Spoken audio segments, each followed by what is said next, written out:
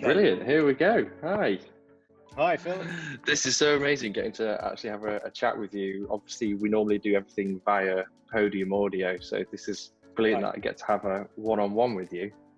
Yeah. I remember Victoria, my liaison at Podium, telling me that they had you for my books, and I remember getting an email from Victoria, I think it was all in caps, and it was like, "We've got Stephen Brand." I couldn't believe it. I was like, I know Stephen Brand. It was brilliant when they told me that you were on board, and when they sent me the first sample before it was released, I remember listening to it on holiday. It was great because like listening to you tell a story was like listening to somebody else's story. But that brings me to one of my first questions that I have here, and I have like 100 questions I could ask you. Some of them aren't even about the books or narrating, so I'll try and keep it to that. Okay. But yeah, so my first question is how do you approach a book when you get it? I like to read the whole thing through from for every book. Sometimes there are time constraints and I don't have time to do it. Sure. But in an ideal world, I'd give the book a read, so that I basically know each main character's story arc, so that I know where they're going. So somebody posted something the other day. They got to page 265 of a book, and the first mention of the lead character's Scottish accent was mentioned. Oh, that's a lot of recording to get through to get that.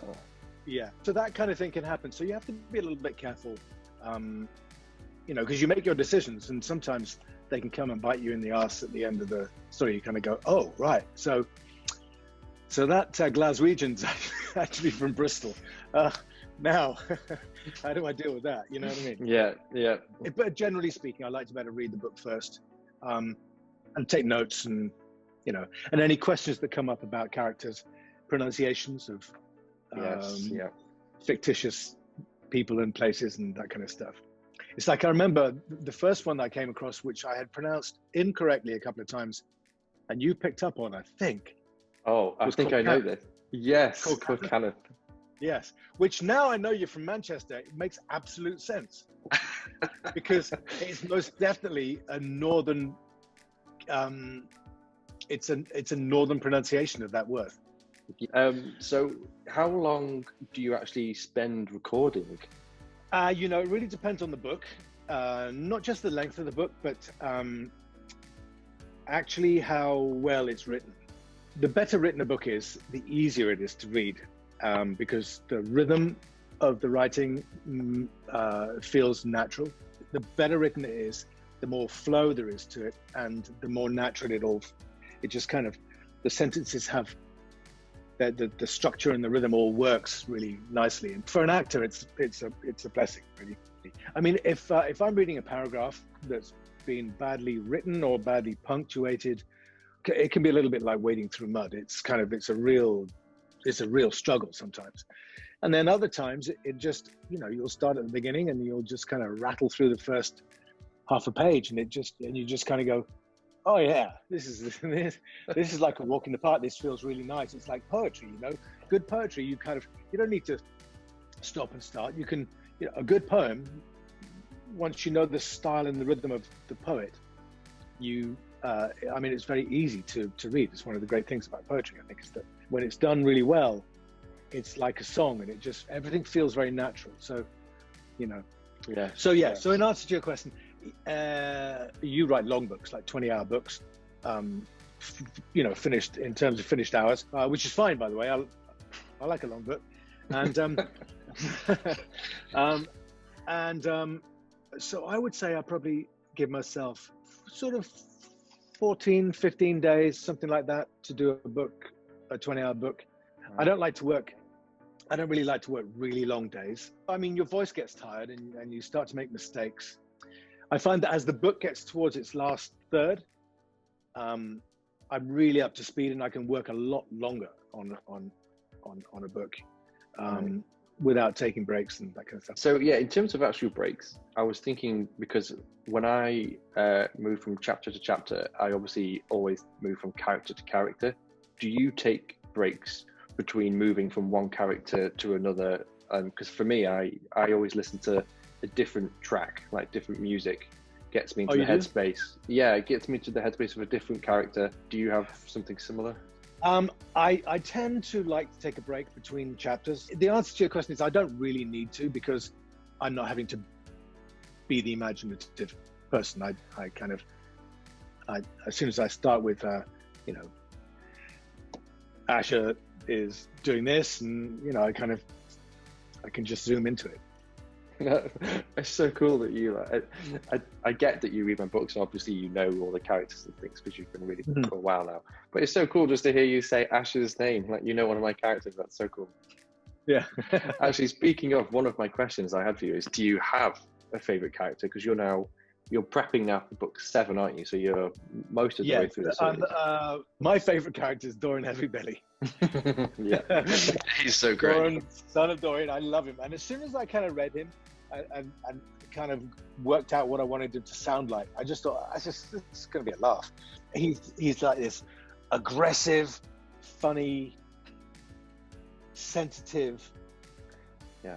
You know, he has all of these things. He's like a ferocious warrior. He's rude and obstreperous, but really sensitive. Yeah, he has a real tender side, and he started off, I think, as just a cool idea because I hadn't brought any kind of dwarfs into the early stories. I think he was probably a little bit more two-dimensional in the first, like in book 2 and 3, and a lot of I've sort of come across a lot of the twists and revelations as I write them. I don't often think about them in advance, so. Right. You know, in book 4, you know, when he meets his brother in the mountains and they call him Prince, you know, I was like, oh wow, he's a prince. Right. There's a surprise. Yeah, especially after like everything we know about him. But I like to think that his time amongst the humans has given him a slightly softer edge. Yeah, and all the kind of the rivalry, the dwarven rivalry is just kind of is good. I just like the dwarves generally. I think they're all fantastic. But I also like I like Vigon too. Oh yeah. He's definitely a big character. Yeah, he's got you know, and the changes demanded of him as the story goes on as well. You know, the way he changes into this man with responsibility and the weight of the world on his shoulders. Yeah. And again, he started off as an audience character. I brought him into book 4 as a way of being the guy who could ask all the questions because Elijah was discovering all these things. And then, and then it's these little conversations that they have in the books that really bring them out. And then I still remember being the at my unrequited love as well. It's just heartbreaking. I'm glad that comes across. The first time I realised what his future was, I was probably right at the back end of book 4. I had this kind of moment at my keyboard and I knew exactly what was going to happen, you know, 2 books down the line with his character, and I got really excited about it and then couldn't stop writing. I mean, the characters are all so distinct as well. They all have their own well-drawn personalities, and so there's something to like about everybody. You know, you become invested in them as people, so you want them to find their way back onto the right track. And so there's this kind of this interplay between fear of what they're doing and a desire for them to kind of find some way through this period of conflict in their lives, you know? Yeah, absolutely.